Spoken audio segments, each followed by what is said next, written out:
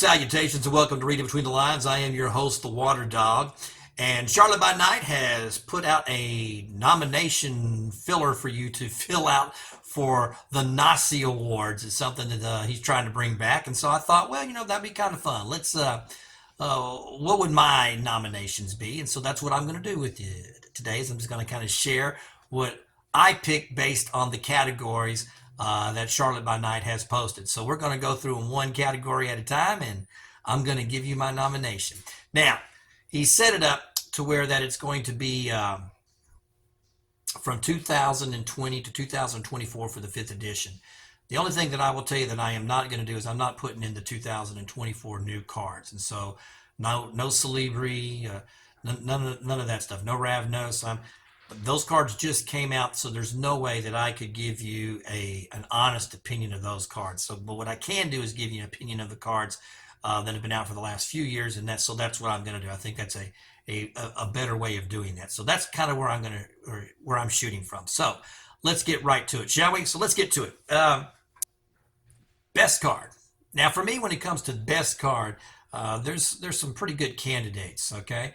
For example, I like the Warrens a lot. It's a Nosferatu card. You get that +2 intercept as a reaction. You get an extra +1 intercept if the Nosferatu is titled. And so with that one card, you can get 3 intercept, and that's pretty darn good. And so I really like that when it comes to my Nosferatu wall. I like that card a lot. And the same thing can be said about Eyes of the Wild. Eyes of the Wild is another great card for basically, walling up.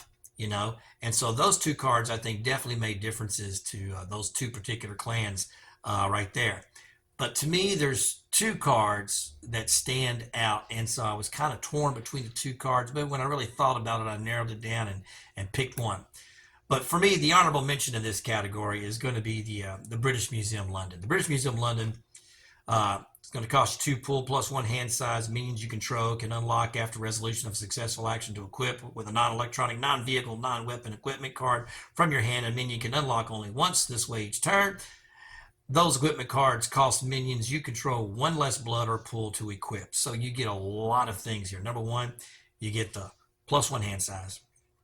The second thing you're going to get is you're then going to be able to unlock. And the third thing is you're going to be able to cut the cost. And so you get all 3 of those things, okay, for just 2 pull. Pretty good. But to me, the most dominant card in the game, by far and away, it's the Platinum Protocol. Platinum Protocol is so darn good. It is very, very good. Requires an Anarch. More than 1 discipline can be used on this card. It's a direct bleed. You've got those 3 abilities, and they fall right into play for Ministry. And that's Obfuscate, Presence, and Protean, and it's just tailor-made. And I think it's one of the reasons why Ministry is all over the map here over the last couple of years. You just run into Ministry decks, and they're so good because of that card. That card, it has been to me the game changer, especially when it comes to Anarchs, and especially when it comes to Ministry, because you're going to be able to hit all 3 of them. And so, using those disciplines, you're going to hit all 3 of them. So you're going to be able to do all 3. Get the +1 step, the +1 bleed, you get the corruption counter, you get it all. And it just makes Ministry rock and roll. And so it's very, very powerful. Now, of course, the counter card to that is going to be Break the Bonds with Ravnos, which just hit. I'll talk more about that when I break down the new Ravnos starter decks. But it's really good too with its animalism, Obfuscate, and Presence. And I believe, to me, you can add the Break the Bonds with the Platinum Protocol, and your Ministry, it can go a little bit off the chain to me. So there you go. It's going to be another good card. But to me, right now, if you're saying the cards that we've been playing with and that I've seen, the best card has been the Platinum Protocol, and so that's what gets my nomination for the Nossie. Our next category is Best Preconstructed Deck, and in our play group, we had a few decks that really just kind of played. I think each play group is different, but for us, there were a few decks that just kind of dominated, especially with the new players when they came out and they were playing the decks and stuff. First one was Ministry, really, really good. The next one was Nosferatu. We had several players that could play that right out of the box, no changes, really, really well. But the best, just right out of the box deck that won the most and was the most consistent winner by far and away as far as a pre-constructed deck went was Malkavian. The Malkavian starter deck is my winner for to be nominated because it was just so good right out of the box, and every player could just pick it up and play it. It had a lot of success amongst our play groups of players, and so definitely it was Malkavian for us. The next category is best player created deck, and it's kind of a tough one for me to kind of choose simply because of the fact that I have not traveled the world. I've not seen what the European players are truly playing with. I go and I see some of the deck list that gets posted online here and there, but you don't really, to me, you don't really know the value of a deck until you've played against it and you've actually seen it in action and so forth and so on. And so when it comes to all of the tournaments and stuff I've been playing the last couple of years, to me, beyond a shadow of doubt, the most impressive deck that I saw was a Darby Keeney deck called Members Only. And it runs all that vile stuff that people hate. It's got the British Museum, it had the Emerald Legionnaires, and it was just a great deck. It's a 68 card deck. You're talking about, Harbingers of Skulls, but basically what it is that you are simply doing a lot of things. You're putting a lot of leather jackets on your guys. You're putting a cooler. You got a palatial estate, and so you get all of these extra ways to defend and then unlock, and then of course you get out your Emerald Legionnaires. And I was playing. I want to say it was the Cold Amber's Hold tournament that we played in at that particular event. Was the Cold Amber's Hold, and I did not play the first round because I wanted to make sure we had 15, 15, 15 at each table. Another player had showed up or something, so I played in the second round, and he was my predator. I was fortunate enough to get a VP in that game, but I just watched his deck just unfold, and it just unfolded, and he had a whole table full of stuff. It was just amazing. And then of course he ends up winning that particular tournament.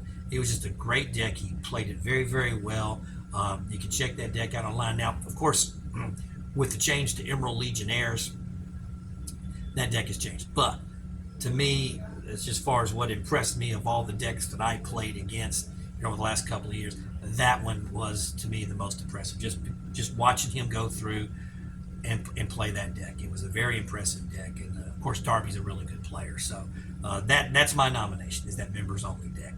You can check that out right there on the tournament winning database. All right. Our next category is Best Vampire in a Leading Role. And so when I'm looking at all the V5 vampires and stuff that came out, which vampire to me truly dominated the circuit? What would that be? And I narrowed it down to two vampires, really, that I thought.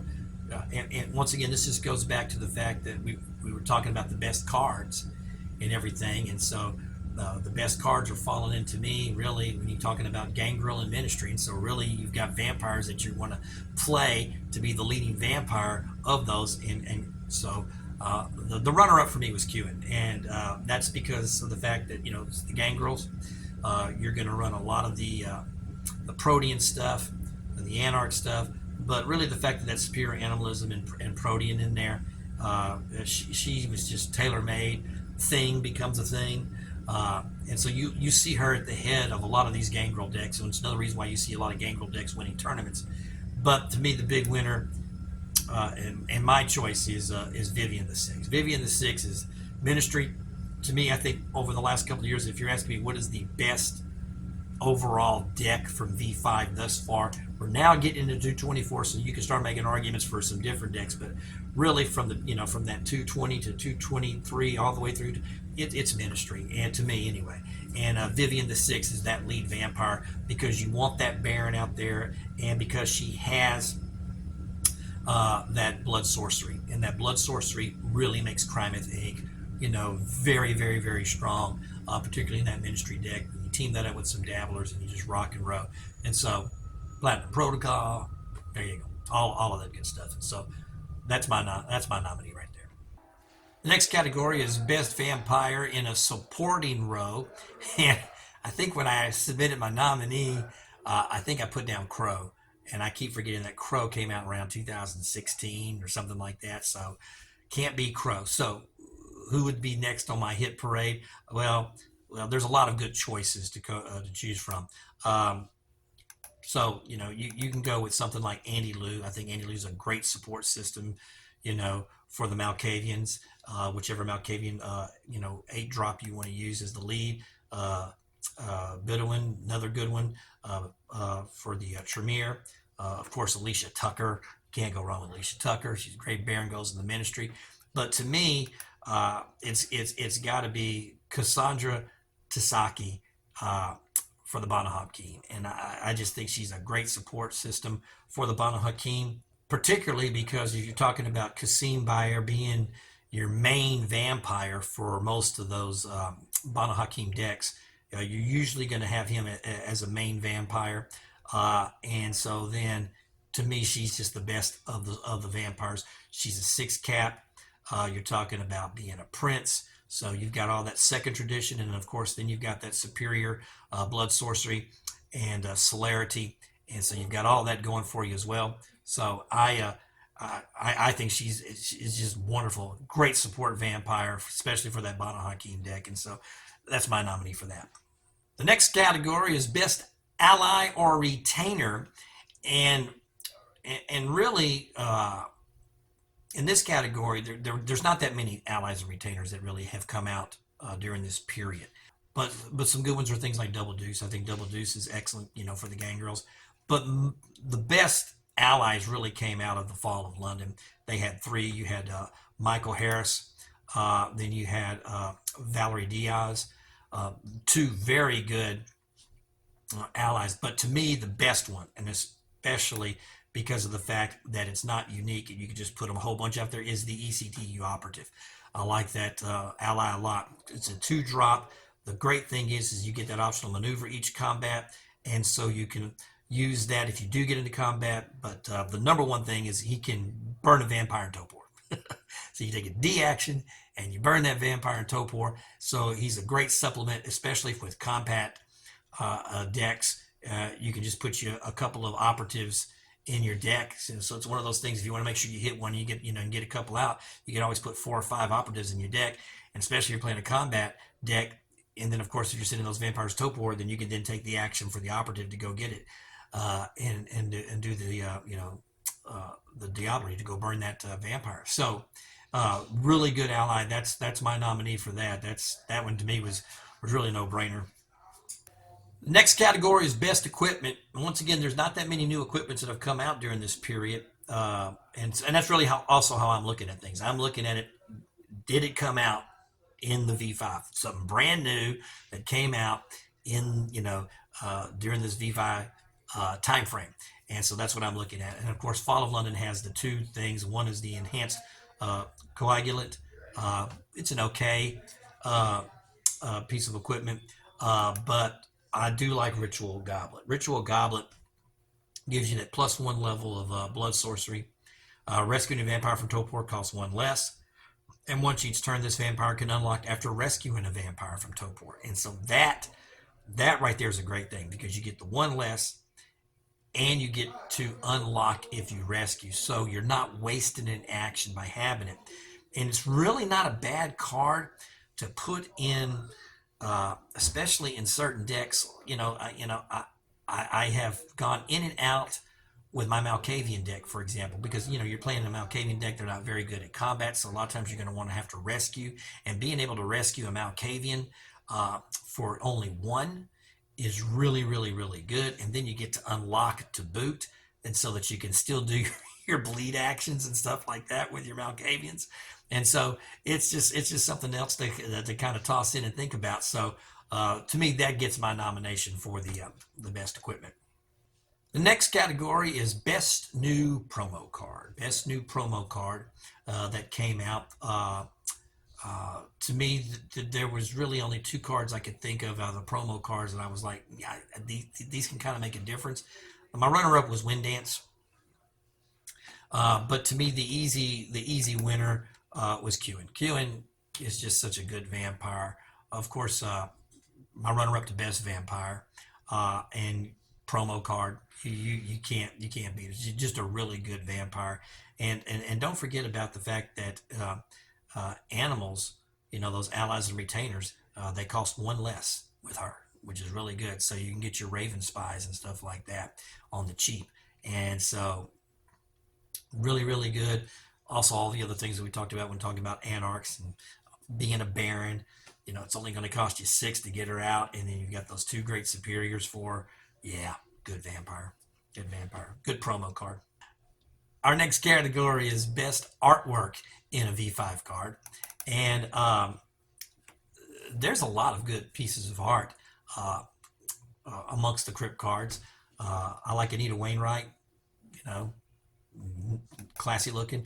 Cedric Calhoun, just I like that art. That's some good looking piece of art there. Lenny Burkhead, I just like the theme of that. Looking like one of those old uh, late 1800s, Irish mobster gangsters, that you would see in like New York City in the Five Fists, or I guess that's what it's called, the Five Fists. If what is that?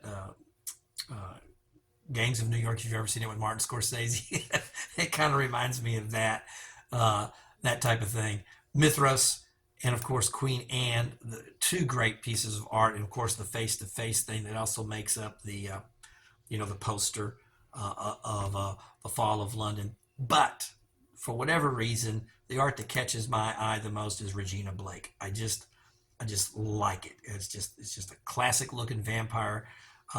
And I don't know if this was a photograph that was put in and shot, or if this was or just truly painted and just painted from the inspiration of the artist. I have no idea, but it looks great.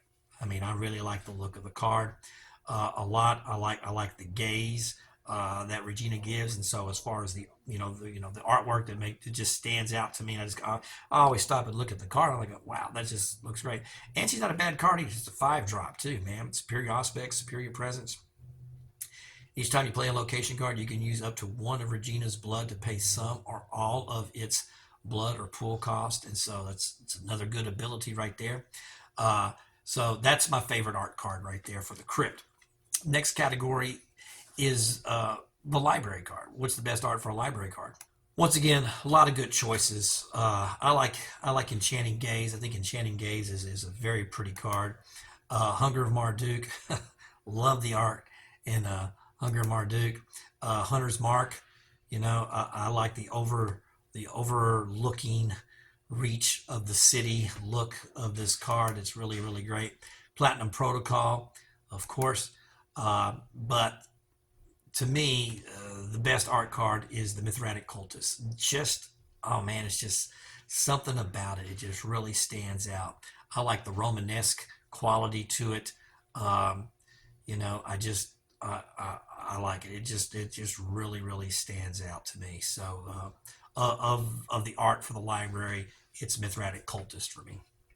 Last category. Last category. Best new artwork on an old card. And to me, I'm not even going to talk about any of the other cards. To me, just one card stands out alone, and that's Pack Alpha. I love the art of Pack Alpha.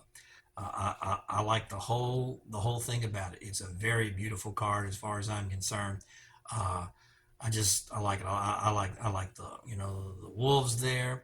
I like the native look, and then the sky, the whole background of that, and the whole idea of it being a spiritual culture, spiritual vampire. It all kind of plays in there in that card. I like the card. I think it's a very good piece of art. That's my nominees. So get online.